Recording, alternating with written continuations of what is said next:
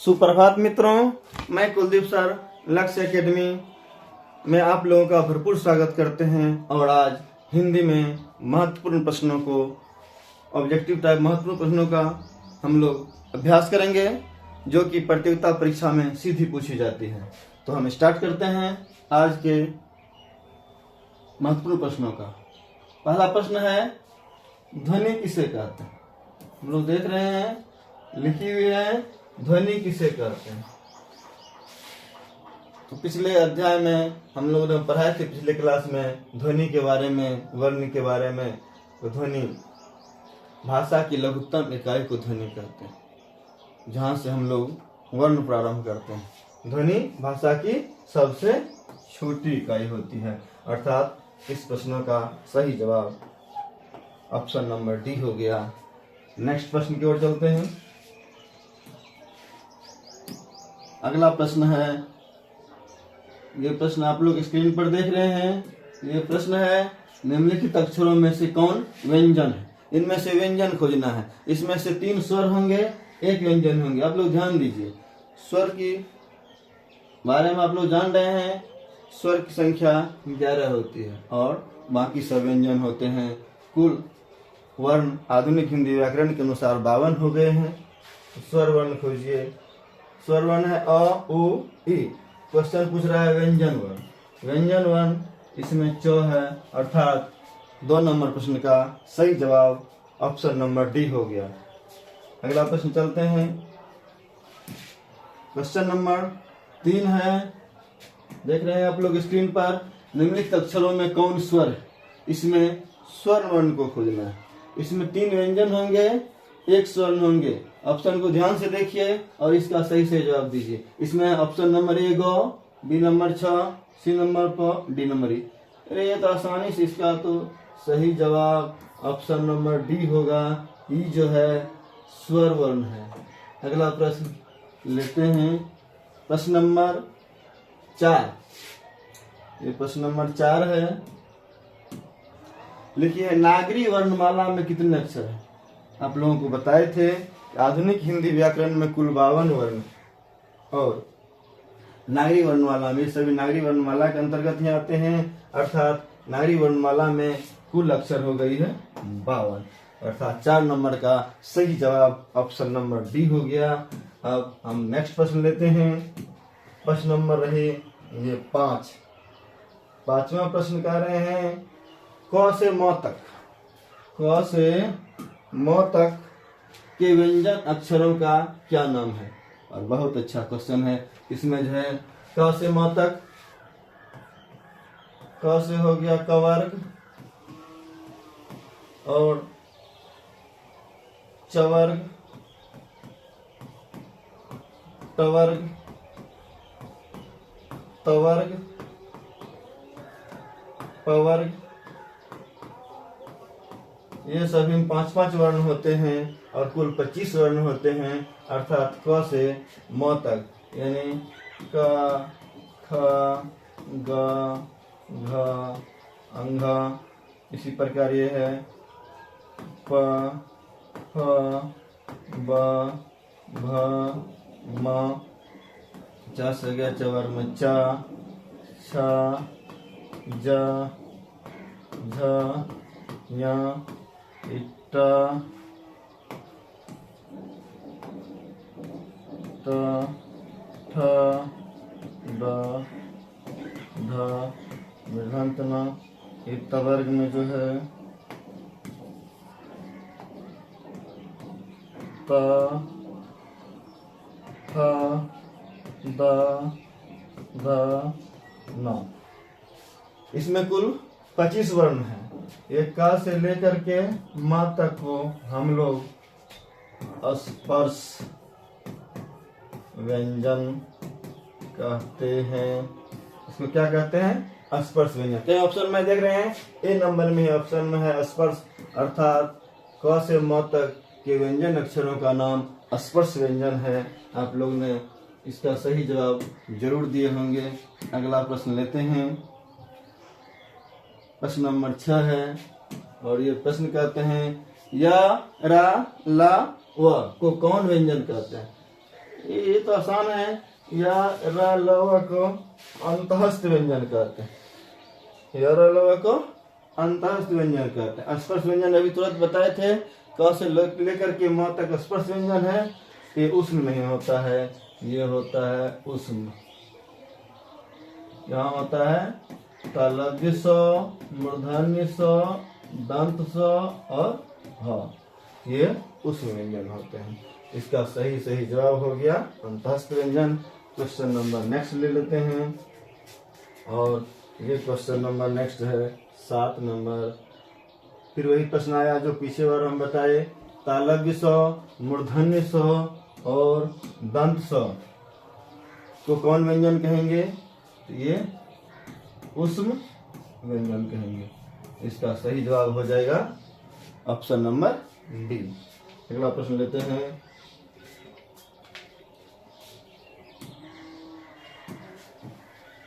अगला प्रश्न है घ अक्षर व्यंजन के किस वर्ग में आते हैं? अभी हम लोग पांचों वर्ग को ध्यान से देखे थे, और उसमें आप लोगों ने देखा होगा कि क ख ग घ जो है क वर्ग में आता है।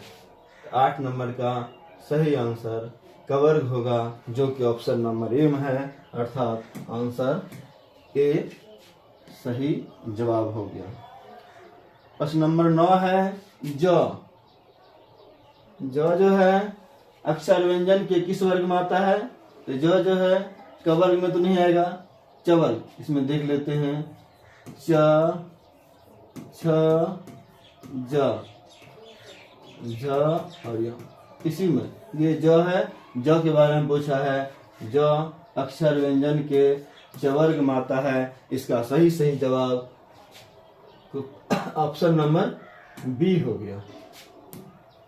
अब हम लोग नेक्स्ट प्रश्न नंबर 10 है। 10 में कहता है द अक्षर व्यंजन के किस वर्ग में आता है? च वर्ग में नहीं आएगा, ट वर्ग में नहीं आएगा। इसको देखते हैं, त वर्ग त थ द ध और न, ये यहाँ द आ गया, अर्थात द अक्षर व्यंजन के त वर्ग श्रेणी में आता है।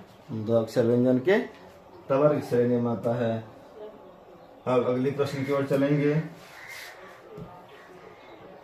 11 यहाँ भी द है, द अक्षर व्यंजन किस वर्ग में आता है? यहाँ भी त वर्ग हो जाएगा। अगला प्रश्न फ, ये फ पूछ रहा है। फ अक्षर व्यंजन के, फ अक्षर व्यंजनों के किस वर्ग में आता है?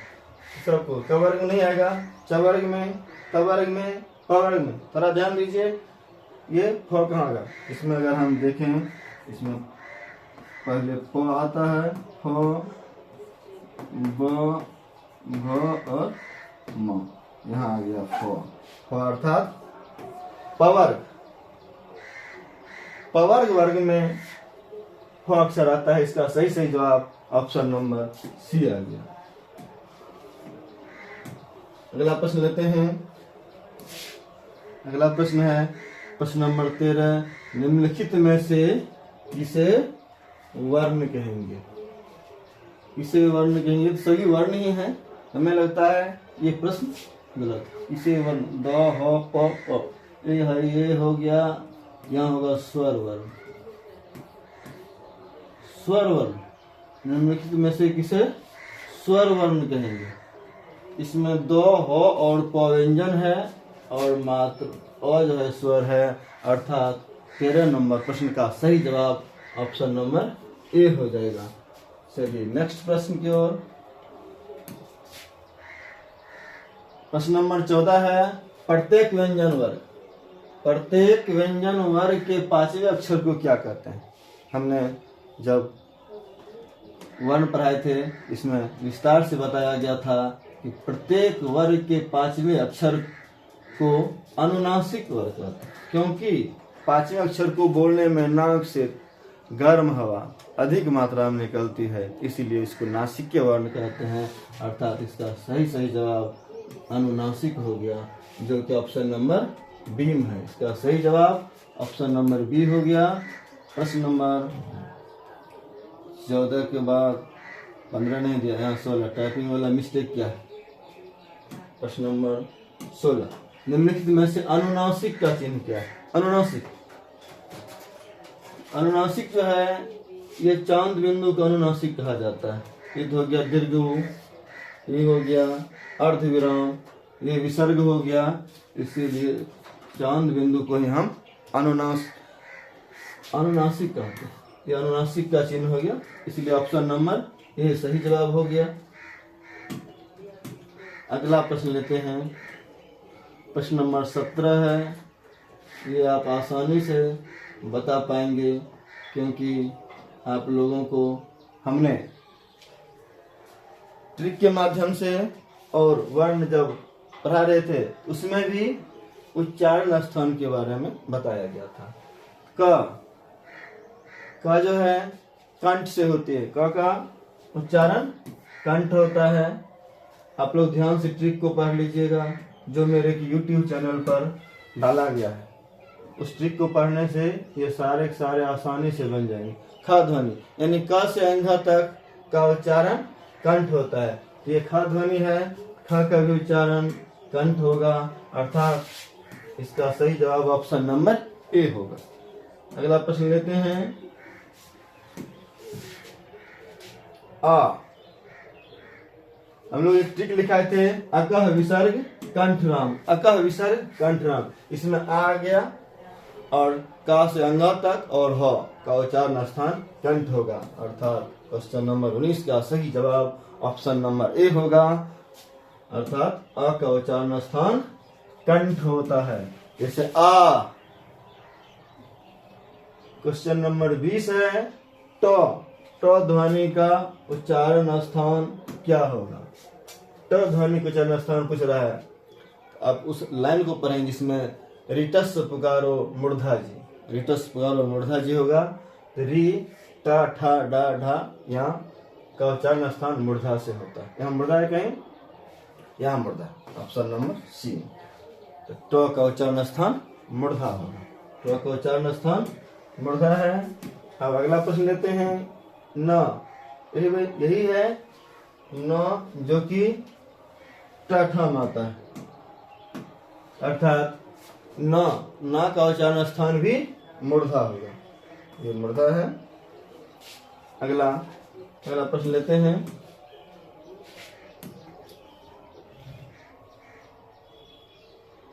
क्वेश्चन नंबर 22, त। उस लाइन को आप लोग याद कीजिएगा, इसमें लतस पुकारो दंत जी, लतस पुकारो दंत जी, यानी कि ल तवर्ग, तस हो गया तवर्ग, ता था दा धा न। इसमें त आया तो त का उच्चारण स्थान दंत होगा, क्योंकि त को बोलने में आपका जीभ दांत को टच करती है। चलिए अगला प्रश्न, प्रश्न नंबर 23 है, था का भी उच्चारण स्थान दंत होगा। इसका सही जवाब ऑप्शन नंबर ए हो जाएगा। थ ध्वनि का उच्चारण स्थान दंत होगा, क्योंकि थ को बोलने में भी आपका जीभ दांत में सटता है, उसे धक्का मारता है। द ध्वनि का उच्चारण स्थान भी दंत होगा, क्योंकि लतस पुकारो दंत जी, त्वस व तवर, ये द ध्वनि का उच्चारण स्थान दंत होगा। और 24 का सही जवाब ऑप्शन नंबर बी आया। अगला प्रश्न लेते हैं, 25 नंबर प्रश्न। अरे बेहतरीन प्रश्न है, ये हिंदी साहित्य का प्रश्न है और ये प्रश्न बार बार कंपटीशन में आती है। हिंदी की उत्पत्ति किस भाषा से है? हिंदी की उत्पत्ति किस भाषा से? अंग्रेजी से तो होगा नहीं, स्वतः तो अपने आप कोई भाषा आती नहीं है, कहीं ना कहीं से उत्पन्न होती है, स्वतः नहीं होगा। ये और ये ऑप्शन पहले गलत होगा। उर्दू हिंदी की बात है, लेकिन यहाँ उत्पन्न होने की बात कर रही है।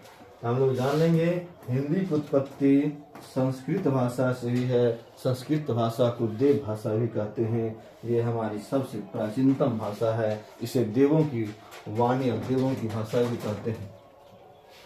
अगली है प्रश्न नंबर 6। ये फिर वही आ गया आसान सा प्रश्न। 9, ये तवर्ग माता है। लतस पुकारो दंत जी आप लोग जाने होंगे। ता था दा धा न, इनको बोलने में जीव दांत में सटता है, इसीलिए इसको हम लोग दंत वर्ण कहेंगे। दंत वर्ण तो है नहीं,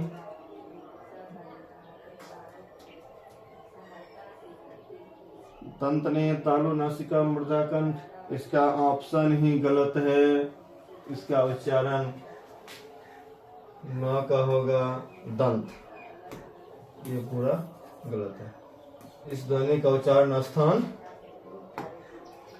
दंत होगा। क्या होगा? दंत, जो कि किसी भी ऑप्शन में नहीं है।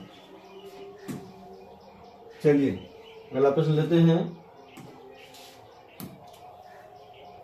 27 प ध्वनि को उच्चारण स्थान कहाँ है? उप आते हैं उष्ट में। पहले हर्ष हो, दीर्घ हो, पौष हो गया पवर, प, फ, ब, भ और म। इन सब का उच्चारण स्थान ओष्ठ होता है, क्योंकि इन वर्णों को बोलने में आपका ओष्ठ सट जाता है, इसलिए प का उच्चारण स्थान ओष्ठ हो गया। हो पाते हैं ओष्ठ में, प का उच्चारण स्थान ओष्ठ हो गया। अगला प्रश्न लेते हैं। प्रश्न नंबर रही 28 फ। ये फ भी हो जाएगा। फ भी बोलने में आपका दोनों ओष्ठ चिपकते हैं, इसीलिए फ का ध्वनि ओष्ठ होता है, इसलिए उसको ओष्ठीय वर्ण कहते हैं। 28 का सही जवाब ऑप्शन नंबर बी हो गया। अगला प्रश्न लेते हैं।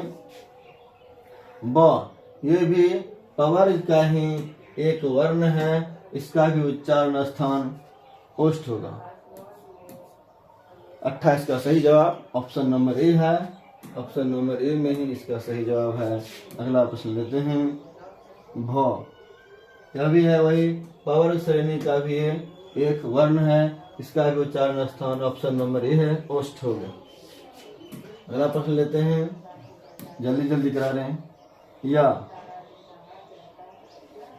ट्रिक में आप लोगों को बताए थे, इचयस भी है तालुराम, हर्ष ई, दीर्घ ई, चौसी चवर्ग और य का उच्चारण स्थान तालु होता है। क्योंकि उस ट्रिक को याद करेंगे आप आसानी से इसको हल करेंगे, नहीं तो रट रट के याद करना पड़ेगा। य का उच्चारण स्थान तालु, य का उच्चारण स्थान तालु होगा। अगला प्रश्न लेते हैं। र, आप लोग पढ़े थे रिटस पुकारो मूर्धा जी। री और र का उच्चारण स्थान मूर्धा से होता है। री और र का उच्चारण स्थान मूर्धा से। मूर्धा जो है ऑप्शन नंबर सी में है। 31 नंबर आंसर का सही जवाब ऑप्शन नंबर सी हो जाएगा। और नेक्स्ट प्रश्न लेते हैं। नेक्स्ट प्रश्न है 31 नंबर। ल, आप लोग ट्रिक में देखे थे, लतस पुकारो दंत जी। ल या र, ल और तवर का उच्चारण स्थान दंत से होता है, तो ल ध्वनि का उच्चारण स्थान दंत होगा। ऑप्शन नंबर ए सही जवाब। इसका ऑप्शन नंबर ए होगा 31 नंबर का सही जवाब। अब 32 नंबर व, ऑप्शन में आप लोगों ने ट्रिक में देखा था कि केवल व दंतोष्ठ, केवल व दंतोष्ठ, तो दंत और ओष्ठ दोनों का प्रयोग इसमें हुआ था, इसलिए इसमें खोजिए ऑप्शन कहाँ है। कंठ तालु, कंठोष्ठ, नासिका तल, दंतोष्ठ। यहाँ है आंसर दंतोष्ठ, केवल व दंतोष्ठ में, अर्थात व का उच्चारण स्थान दंत और ओष्ठ होता है, जो कि ऑप्शन नंबर सी में है। इसका सही जवाब सी हो जाएगा। अगला प्रश्न लेते हैं। तालव्य स्व, इसको ध्यान समझेंगे। तालव्य स्व में तालु आ गया, तालव्य स्व बोलने में तालु आ गया, इसीलिए तालव्य स्व का उच्चारण तालु होगा।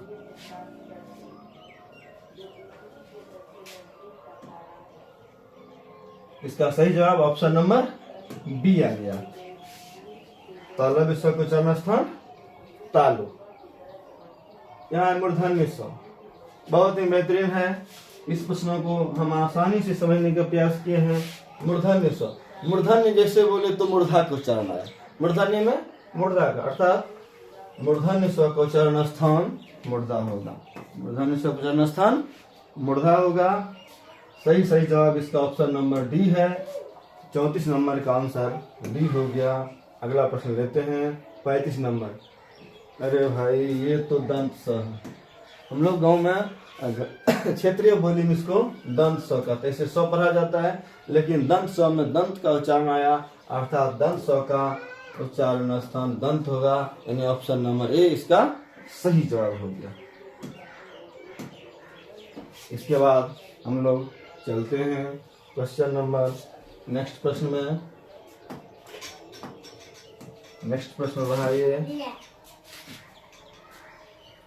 ह ध्वनि, ह ध्वनि का उच्चारण स्थान हमें जानना है। अकह विसर्ग कंठराम, अकह में ह अर्थात ह ध्वनि का उच्चारण स्थान कंठ होता है। अ कवर्ग और ह इन सब का उच्चारण स्थान कंठ है। तो 36 का सही जवाब ऑप्शन नंबर बी। 36 का सही जवाब ऑप्शन नंबर बी आ गया। इसके अलावा अब हम लोग चलेंगे 37 में। अ या आ, सॉरी, अ या आ। हम लोग पढ़े थे अकह विसर्ग कंठराम। अ आ कवर्ग और ह का उच्चारण स्थान कंठ होता है, अर्थात अ आ का उच्चारण स्थान कंठ है। चलिए हम लोग 37 नंबर का सही जवाब ऑप्शन नंबर ए है। अब हम लोग अगले प्रश्न की ओर चलेंगे। प्रश्न नंबर 38। उ, हर्ष उ दीर्घ उ दोनों को बोलने में आपका दोनों ओष्ठ सट जाता है। हर्ष उ दीर्घ उ, इसीलिए हर्ष उ और दीर्घ उ को ओष्ठ वर्ण कहेंगे। क्या कहेंगे? ओष्ठ वर्ण। हर्ष उ या दीर्घ उ का उच्चारण स्थान ओष्ठ होता है। इसका सही जवाब हो गया option number B. Option number B 38 का। और ये 39 नंबर में री है। रीतस पुकारो मूर्धा जी, उस लाइन को याद करेंगे। रीतस पुकारो मूर्धा जी, री ध्वनि को उच्चारण स्थान मूर्धा होगा। री और री और र ये दोनों का उच्चारण स्थान मूर्धा होता है, अर्थात इसका सही जवाब ऑप्शन नंबर डी हो गया। इस 39 का आंसर डी हो गया। और ये 40 है। हर्ष ई दीर्घ ई, हर्ष ई दीर्घ ई, इचयस भी है तालुराम, वो लेना होगा। इचयस भी है तालुराम। हर्ष ई दीर्घ ई, बोलने में जीभ तालु टच करती है, इसीलिए हर्ष ई और दीर्घ ई का उच्चारण स्थान तालु होगा। इसका सही जवाब 40 का सही जवाब ऑप्शन नंबर सी हो गया। 40 का सही जवाब ऑप्शन नंबर सी हो गया। अब अगला प्रश्न। ए और ए को हम लोग क्या कहते हैं?